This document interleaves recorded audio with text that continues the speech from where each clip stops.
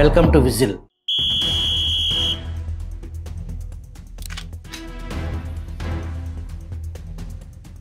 విభజిత ఆంధ్రప్రదేశ్ తొలి ముఖ్యమంత్రిగా చంద్రబాబు 2014 నుంచి 2019 వరకు ముఖ్యమంత్రిగా కొనసాగారు.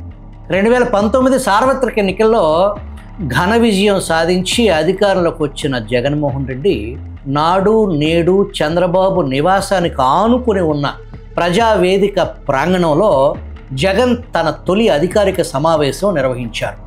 జగన్మోహన్ రెడ్డి తొలి సమావేశంలో తీసుకున్న తొలి నిర్ణయం మనం కూర్చున్నది అక్రమ కట్టడం. ఈ సమావేశం అనంతరం దీన్ని కూల్చివేయమని ఆదేశాలు ఇస్తున్నాను, నా పాలనలో అక్రమాలకు చోటు లేదు అనే సందేశం పంపిస్తున్నానని ప్రకటించారు. నాడు జగన్ ఏమన్నారో ఒక్కసారి చూద్దాం. ఇది అడగడం కోసం వ్యవస్థ ఏ స్థాయిలో దిగజారిపోయిందో మనమంతా కూడా గమనించాలనే ఉద్దేశంతోనే I had all the collectors come over here, all the secretaries come over here, all the HODs come here, all the ministers come here, including the chief minister, to come here and sit down and see ఎటువంటి వ్యవస్థలో మనం బతుకుతా ఉన్నాం. ఇదే హాల్లో నుంచి I'm giving instructions, I'm giving orders. This will be the last meeting here in this hall. రేపు ఎస్పీల meeting అయిపోతుంది. ఎల్లుండికి వచ్చేసరికి first demolition will start from this building. విన్నారుగా, అది ప్రభుత్వ సొమ్ముతో జర్మన్ హ్యాంగర్ నిర్మాణ శైలిలో నిర్మించిన కట్టడం. అది ప్రభుత్వ కట్టడం కాబట్టి క్షణాల్లో కూల్చేశారు. మరి ప్రైవేట్ కట్టడాలను ఒక్కటైనా అంటుకోగలిగారా? ఈ నిర్మాణం తొలగించాలనుకుంటే నట్స్ అండ్ బోల్ట్స్తో ఓడదీసి ఇంకొక చోట నిర్మించుకోవటానికి వీలుగా ఏర్పాటు చేసిన కట్టడం. అది అలా చేయకుండా బుల్డోజర్ని పంపి కుప్ప కూల్చేయటం వెనుక కసి, కక్ష, పగ అన్నీ కలిస్తే అనేది జగన్మోహన్ రెడ్డి ఆ సంకేతాన్ని తన పాలన తొలి నిర్ణయంగా చేసి చూపించారు. కూల్చిన కట్టడం డెబ్రిస్ శిథిలాలు 5 ఏళ్ల పాటు జగన్ పాలనలో అక్కడ కనీసం తరలించలేదు. వాటిని స్క్రాప్ ఐరన్గా మార్చినా కూడా ప్రజాధనం ఎంతో కొంత తిరిగి వచ్చేది. జగన్ పాలన కక్ష సాధింపు దిశగా దూసుకుపోయింది. కేవలం పగ, కసి, ద్వేషం, మతం, ప్రాంతాల మధ్య చిచ్చు పెట్టడం, కుల కుంపట్లు రాజేసే దిశగా పరదా పాలన సాగింది. తన వికృత ఆటవిక పాలిగాళ్ల రాజ్యంలో జగన్మోహన్ రెడ్డి తీసుకున్న సంచలన నిర్ణయం వెనుక దాగి ఉన్న అసలు మర్మం కడవరకు రహస్యంగా ఉంచి తాను అనుకున్న లక్ష్యాన్ని జగన్మోహన్ రెడ్డి సాధించగలిగారు. తన టార్గెట్ నాటి ప్రతిపక్ష నాయకుడు చంద్రబాబును జైలుకు పంపించడం. దానికోసం ఒక ప్రత్యేక అధికారి తన కోసం తన సర్వస్వం దారపోసి జగన్ కోరికను నెరవేర్చడానికి పనికొచ్చే వజ్రాయుధం లాంటి అధికారి ఎవరా అని జల్లెడ పడితే జగన్ మనసు మెచ్చిన ఒకే ఒక్కడు, జగన్ మనసులో తిరుగులేని ధీరుడు, దీశాలి, తాను అనుకున్న లక్ష్యాన్ని ఖచ్చితంగా చేరుకోగలడు అని నమ్మి ఆ అధికారికి బాధ్యతలు అప్పజెప్పటానికి ఒక పెద్ద తంతు నడిచింది. అదే 2014 నుంచి 2019 వరకు చంద్రబాబు పాలనలో ప్రాజెక్టులు, విధాన నిర్ణయాలు, సంస్థలు, భూముల లావాదేవీలు వంటి అనేక అంశాలపై సమీక్షించేందుకు ఒక కేబినెట్ సబ్ కమిటీ ఏర్పాటు చేయబడింది. జగన్ మంత్రుల సబ్ కమిటీ సమర్పించిన నివేదికలో చంద్రబాబు పాలనలో జరిగిన అవకతవకలను కమిటీ గుర్తించిందని, ఆ నివేదికను అసెంబ్లీలో చర్చకు పెట్టి కేబినెట్ సబ్ కమిటీ సమర్పించిన నివేదికను సమగ్రంగా పరిశీలించిన అనంతరం ప్రభుత్వం స్పెషల్ ఇన్వెస్టిగేషన్ టీం SIT ఏర్పాటు చేస్తున్నట్లు జగన్ ప్రభుత్వం ప్రకటించింది. నాడు ప్రభుత్వం ఏర్పాటు చేసిన ప్రత్యేక దర్యాప్తు బృందంలో మొత్తం 10 మంది పోలీసు అధికారులను జగన్ ప్రభుత్వం నియమించింది. SIT బృందానికి అధ్యక్షుడిగా ఇంటెలిజెన్స్ ఐజీగా కొనసాగుతున్న IPS అధికారి, ద గ్రేట్ కాప్, జగన్ చిరకాల కోరిక నెరవేర్చే కాప్, యజమాని మనసెరిగి అప్పటి వరకు విధి నిర్వహణలో మచ్చలేని తన పరపతి మొత్తాన్ని పణంగా పెట్టి జగన్ కోసం, జగన్ కోరిక తీర్చడం కోసం అహోరాత్రులు కష్టపడిన IPS అధికారి పేరు త్రిబుల్ R. డిపార్ట్మెంట్లో త్రిబుల్-Rగా పిలువబడే Raghurami Reddy, RRR triple R. Raghurami Reddy అధ్యక్షతన మరొక IPS అధికారి బాపూజీ అట్టాడ, ఇంకొక IPS అధికారి వెంకట అప్పలనాయుడు, నాటి అడిషనల్ SP హోదాలో శ్రీనివాసరెడ్డి, DSP జయరామరాజు, మరో DSP Vijayabhaskar, DSP Giridhar, circle inspectors Kennedy, మరో ఇన్స్పెక్టర్ శ్రీనివాసన్, ఎస్వి రాజశేఖర్ రెడ్డి అనే మరో ఇన్స్పెక్టర్. ఈ బృందానికి సారథి మన కథలో అసలు హీరో. జగన్మోహన్ రెడ్డిని గెలిపించిన ధీరుడు, వెరపులేని దీశాలి మన త్రిపులార్. జగన్ ప్రభుత్వం సర్వాధికారాలను రఘురామరెడ్డికి కట్టబెట్టింది. ఎస్ఐటి సింగిల్ నోడల్ పాయింట్ కాంటాక్ట్గా కేసులు నమోదు, విచారణ, అవసరమైతే ఇతర రాష్ట్రాలు కేంద్ర ప్రభుత్వ దర్యాప్తు సంస్థలతో సమన్వయం చేసుకునే అధికారాలు, ఎవరినైనా సిట్టు పిలిచి విచారణలు, వాంగ్మూలాలు రికార్డు చేసే సర్వాధికారం, భూ లావాదేవీల దగ్గర నుంచి ఏ రికార్డునైనా పరిశీలించే హక్కు ఎస్ఐటికి కల్పించారు. సిట్కు సహకరించమని రాష్ట్ర ప్రభుత్వంలోని అన్ని శాఖలకు ఆదేశాలు జారీ అయ్యాయి. ఎస్ఐటిని ఒక పోలీస్ స్టేషన్ హౌస్ నోటిఫై చేసి కేసులు నమోదు చేయటం, విచారణ జరపటం, స్కిల్ డెవలప్మెంట్ కార్పొరేషన్ కుంభకోణం అంటూ నాటి ముఖ్యమంత్రి చంద్రబాబుకు ఏమాత్రం సంబంధం లేని ఒక కేసులో చంద్రబాబును చేర్చటం, అమరావతిలో అసైన్డ్ ల్యాండ్స్ కుంభకోణం అంటూ మరో కేసు, నాటికి నేటికి లేని అమరావతి ఇన్నర్ రింగ్ రోడ్డు కేసులో మరొకటి. అసలు రింగ్ రోడ్డు కుంభకోణం అంటే వైఎస్ రాజశేఖర్ రెడ్డి ఏలుబడిలో హైదరాబాద్ ఓఆర్ఆర్ ప్రతి మలుపులో రాజశేఖర్ రెడ్డి పాత్ర అందరికీ తెలిసిందే. అడిగేదెవడు, ప్రశ్నించేదెవడు?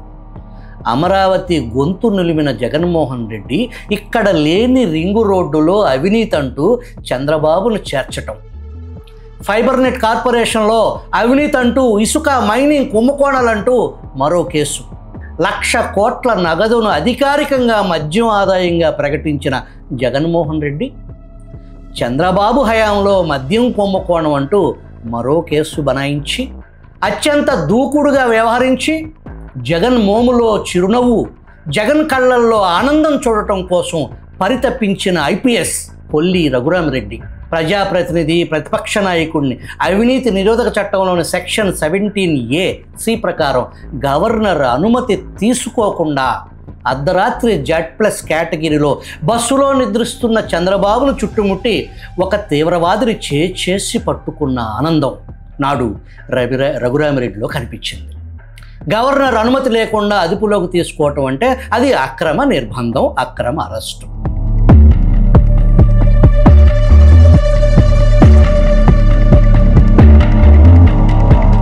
ఆ రోజు సెప్టెంబర్ 10 చంద్రబాబు భువనేశ్వరి పెళ్లి రోజు. భర్తతో కలిసి విజయవాడ దుర్గమ్మను దర్శించుకోవాలని ఆమె అనుకున్నారంట.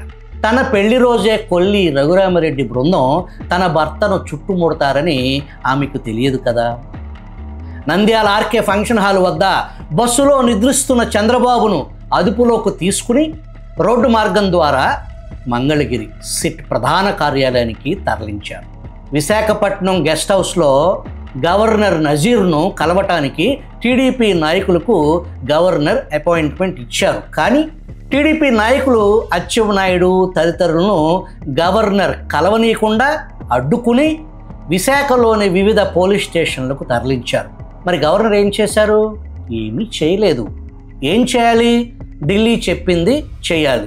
ఢిల్లీ ఏం చెప్పిందో మనకు తెలియదు. చంద్రబాబు అరెస్టు వార్త తెలుసుకున్న పవన్ కళ్యాణ్ ప్రత్యేక విమానంలో రావాలని ప్రయత్నిస్తే పోలీసులు ఆ విమానానికి అనుమతే నిరాకరించారు. హైదరాబాద్ నుంచి గన్నవరం విమానాశ్రయానికి చేరుకున్న టీడీపీ ఎమ్మెల్యేలు అనగాని సత్యప్రసాద్, గొట్టిపాటి రవికుమార్లను పోలీసులు అదుపులోకి తీసుకుని గన్నవరం పోలీస్ స్టేషన్కు తరలించారు. చట్టాలకు, న్యాయపాలనకు దిక్కులేని పాలెగాళ్ల రాజ్యంలో చంద్రబాబు సతీమణి భువనేశ్వరి తన భర్తను కాపాడమని విజయవాడ దుర్గమ్మను దర్శించుకుని వేడుకున్నారు. వ్యవస్థలు కొల్లి రఘురామరెడ్డి లాంటి వాళ్ల బూటుకాలు కింద నలుగుతుంటే బాధితులకు దేవుడి మీద భారం వేయటం మినహా చేయగలిగింది ఏమీ లేదు. కోనసీమ యువగళం పాదయాత్ర క్యాంపు నుంచి విజయవాడ బయలుదేరిన లోకేష్ను పోలీసులు అడ్డుకున్నారు. దాదాపు 5 గంటల పాటు మండుటెండలో రోడ్డుపై బైఠాయించి తన తండ్రిని చూడటానికి అనుమతి నిరాకరించినందుకు నిరసన తెలియజేస్తే చివరకు పోలీసులు అనుమతిస్తే విజయవాడ చేరుకున్నారు. చంద్రబాబును జైలుకు పంపించడంలో కొల్లి రఘురామరెడ్డి విజయం సాధించారు. ఈ మొత్తం ప్రక్రియలో ఎస్ఐటికి దన్నుగా సైరా నరసింహారెడ్డి సినిమా నిర్మాత, జగన్ వ్యక్తిగత న్యాయవాది, వైసీపీ రాజ్యసభ సభ్యుడు నిరంజన్ రెడ్డి, నాటి ప్రభుత్వ ఏజీ శ్రీరామ్, ఏఏజీ పొన్నవోలు సుధాకర్ రెడ్డి, ఎక్స్ఏజీ నాగభూషణం, నాటి additional PP Dushyant Reddy, శివకల్పనారెడ్డి, YS Rajasekhara Reddy ప్రభుత్వంలో ఏజీగా పనిచేసిన మోహన్ రెడ్డి కుమారుడు సుమన్ రెడ్డి, లీగల్ అడ్వైజర్ ఇంకొల్లు వెంకటేశ్వర రెడ్డి తదితరులు ఎస్ఐటికి కోటగోడల్లాగా నిలబడి యజమాని కోరుకున్న కార్యం నెరవేర్చగలిగారు. నాడు రఘురామరెడ్డి బిగించిన కేసుల్లో ఒకటైన ఫైబర్నెట్ కేసులో ఏ విధమైన అక్రమాలు చోటు చేసుకోలేదని, సంస్థకు ఎలాంటి ఆర్థిక నష్టం జరగలేదని ప్రస్తుత సిఐడి నివేదిక ఇచ్చింది. ఈ నివేదికతో తాము పూర్తిగా ఏకీభవిస్తున్నామని నాటి FiberNet managing director M Madhusudan Reddy, ప్రస్తుత managing director Geetanjali Sharma Vijayawada ACB కోర్టుకు స్వయంగా హాజరై లిఖితపూర్వకంగా తెలియజేశారు. ఫైబర్నెట్ కేసుకు ముగింపు పలుకుతున్నట్లు తెలిపారు. దీనిపై మాజీ ఏఏజీ పొన్నవోలు సుధాకర్ రెడ్డి అగ్గి మీద గుగ్గిలమయ్యారు. గతంలో పొన్నవోలు జగన్మోహన్ రెడ్డి కోసం ఏం చేయటానికైనా తాను సిద్ధమని, నా జీవితం మొత్తం జగన్కే అంకితమని, నా మెంటర్ జగన్ అని గతంలోనే ప్రకటించారు.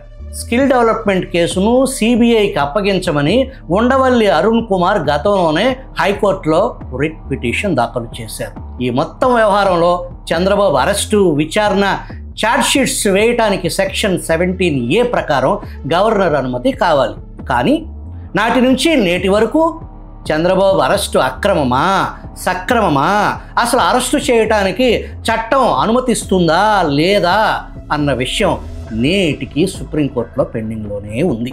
ఈ ఎస్ఐటి అధిపతి రఘురామరెడ్డి అత్యంత ముందు చూపుతో, సుదూర విజన్తో హడావుడిగా చంద్రబాబు కేసుల్లో ఛార్జ్ షీట్స్ దాఖలు చేయటం వెనుక అసలు మతలబు, ఒకవేళ చంద్రబాబు తిరిగి అధికారంలోకి వస్తే కేసుల ఉపసంహరణ ఈజీగా లేకుండా సుదీర్ఘకాలం పాటు న్యాయ ప్రక్రియలో చంద్రబాబు కేసులను కొనసాగించటమే కొల్లి రఘురామిరెడ్డి అసలు లక్ష్యం.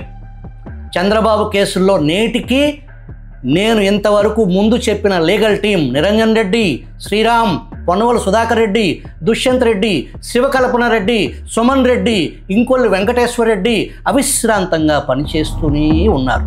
నాడు ఇదే సిఐడి ఎస్ఐటి పేరుతో కొల్లి రఘురామరెడ్డి నేతృత్వంలో నమోదు చేసిన కేసులను ప్రభుత్వం మారిన తర్వాత సాక్ష్యాధారాలు లేవు అంటుంటే, మరి నాటి ఎస్ఐటి అధిపతి కొల్లి రఘురామరెడ్డితో నాటి ఎస్ఐటి బృందాన్ని విచారించాల్సిన అవసరం ఉందా లేదా? మొన్న సార్వత్రిక ఎన్నికల ప్రచారంలో మేము అధికారంలోకి వస్తే ఈ రాష్ట్రంలో జరిగిన అనేక అక్రమాలపై చట్టబద్ధంగా ఒక కమిషన్ ఏర్పాటు చేస్తాం, ఆ కమిషన్ ద్వారా బరి తెగించిన అందరినీ శిక్షిస్తాం అని చంద్రబాబు స్వయంగా ప్రకటించారు.